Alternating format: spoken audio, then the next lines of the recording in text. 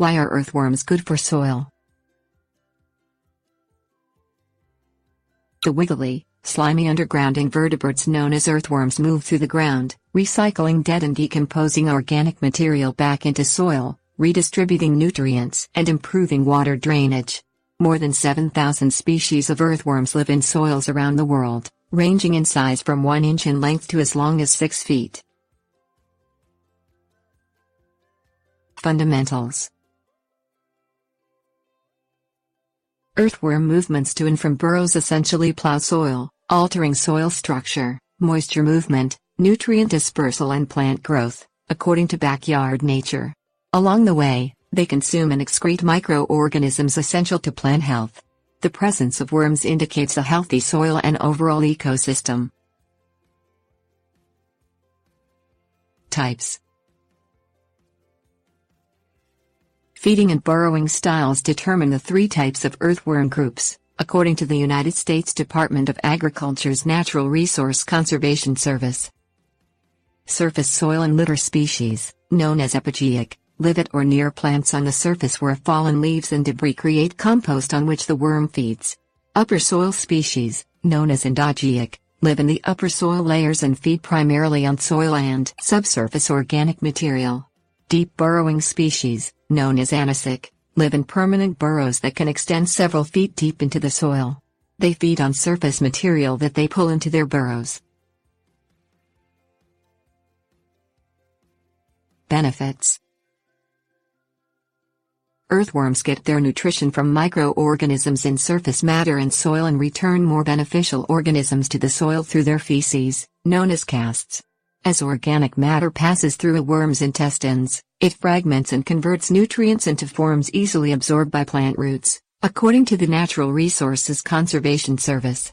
Casts are rich in nitrogen, calcium, magnesium and phosphorus, which promote healthy plant growth. As the worms eat, they move in mixed soil, bringing lower soils to the surface and carrying organic materials down into deeper layers. Backyard nature estimates in 1 acre of land 16,000 pounds of soil pass through an earthworm's digestive system in a single year. Significance. By shifting soil around, earthworms increase air in the soil and the ability of soil to drain well, preventing plant roots from rotting and moving water-based nutrients into lower soil levels. Loosening the soil makes it easier for plant roots to penetrate to deeper levels and gain a secure hold to support the plants above ground.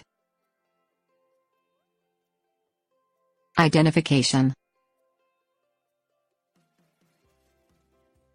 Soils with earthworm populations can be identified by the casts left on the surface, tiny piles of soil, mineral particles or decomposing organic matter.